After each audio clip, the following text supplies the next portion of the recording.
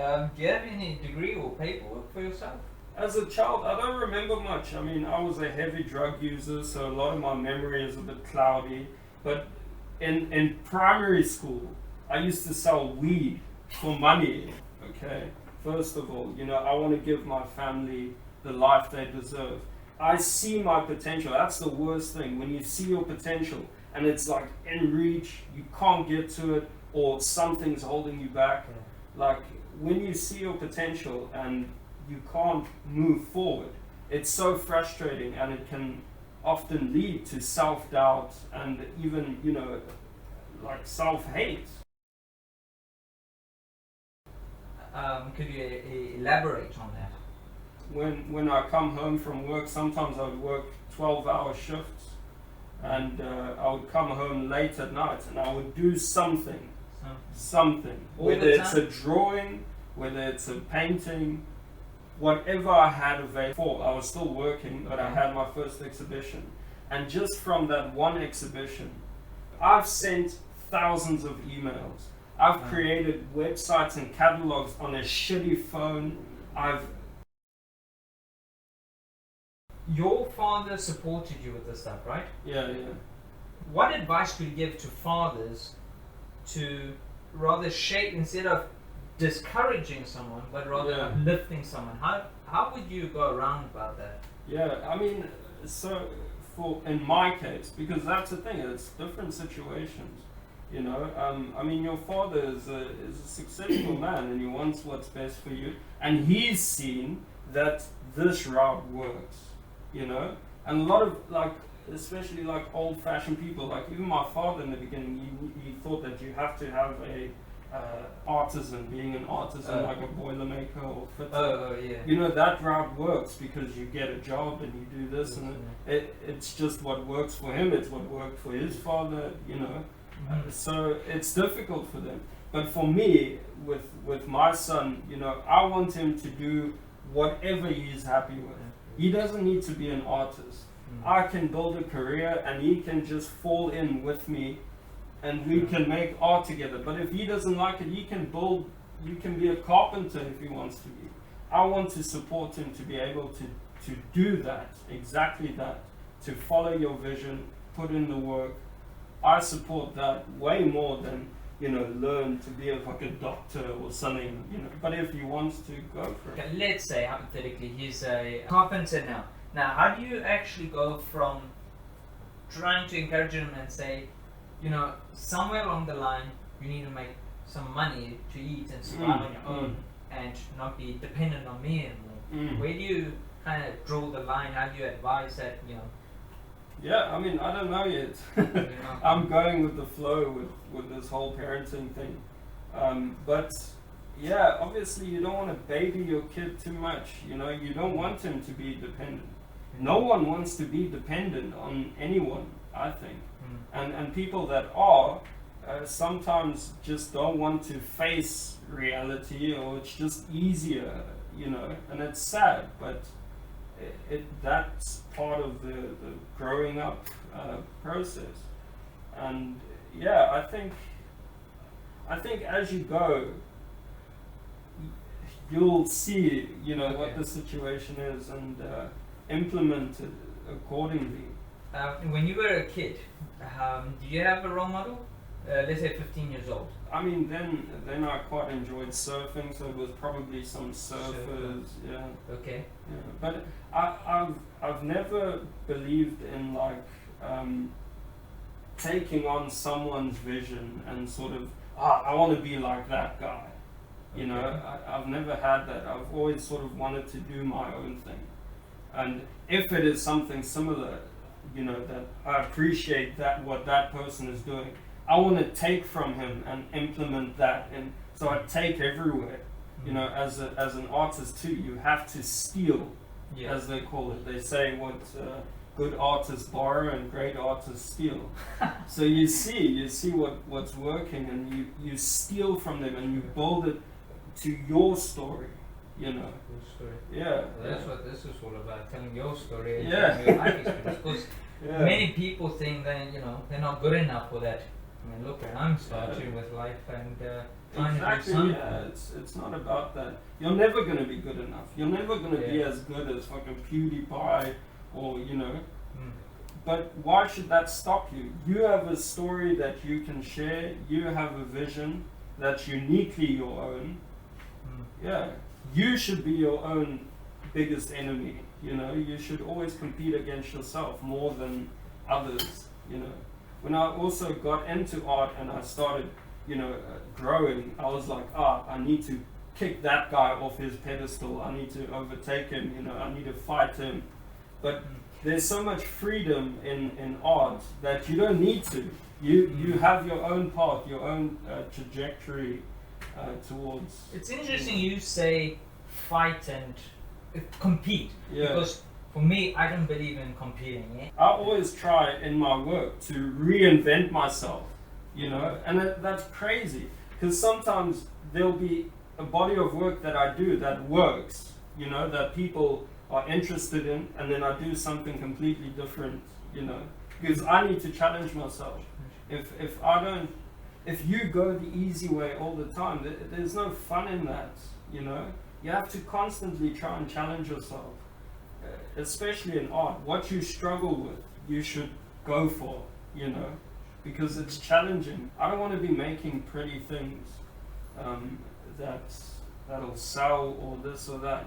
I want to challenge myself. I want to see something in it that speaks to me. How do I expect this shit to speak to people if it doesn't speak to me?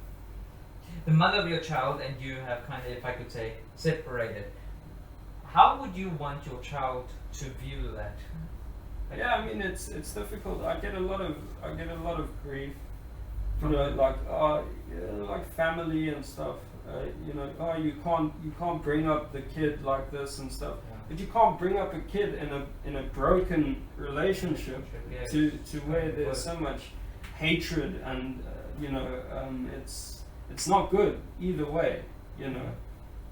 So it's a difficult situation. But I have to say, me and the mother of my child are doing well. We're doing good as friends. We get along. We work together. That's what I want. That's what I want for my kid. I want us to work together to better him in many ways.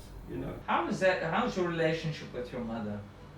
Yeah, it's good, very good. She's also very supportive.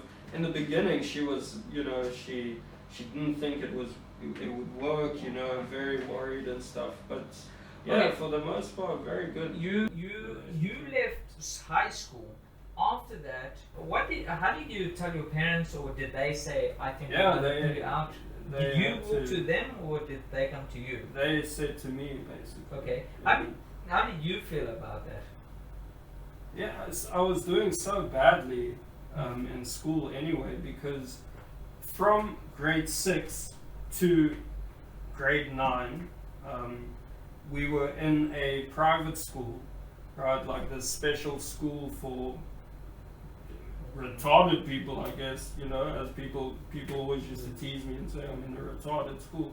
So like special needs kids, yeah. because they thought I had a problem, and I always thought I had a problem because they told me I had a problem, So we basically made a deal with the teachers that we'll come to school from 8 to 10 and they'll do our reports. We didn't do any work for all those years. We didn't do any work. I maybe had 1 page of things that I've done throughout all those years, because if a lot of kids fail, then they have to close down the school because the school's not helping the cause. So what they do is they make up reports so that the kids stay and they get an income. So we were all fooling our parents going there, because what kid in grade 6 wouldn't want to just sit around all day and not do work? Wait. So then the school eventually closed down and I had to go to a proper school, and I knew fuck all. So I was screwed either way, And You've got a son now. What if he did the same? yeah, How shit, would you dude, I feel? would be so mad, man. I would pay all this bloody money for school. Yeah, that would be terrible, I don't know what I was thinking. But that's the thing. You don't. If you're a kid, you're dumb. You know. You're not mature, so you wouldn't actually know. So Even today, I'm not mature, but you know, I think that's the thing. Your actions have consequences. You know, you can't go blaming things on other people or other situations. If you go down a certain path, don't be surprised. A lot of people would have given up. Maybe this is your life. You wake up in the morning sleeping on a wooden floor. You know, you have nothing going for you. You're a loser. Your friends think you're a loser. That's a pretty good reason to give up. You know, but if you don't and you persist, maybe shit will change. Okay. You know, I used to go to walk to a friend of mine who isn't a friend anymore because I was a loser. I would walk to his house all the way in Arboretum, so we stayed in Birdswood.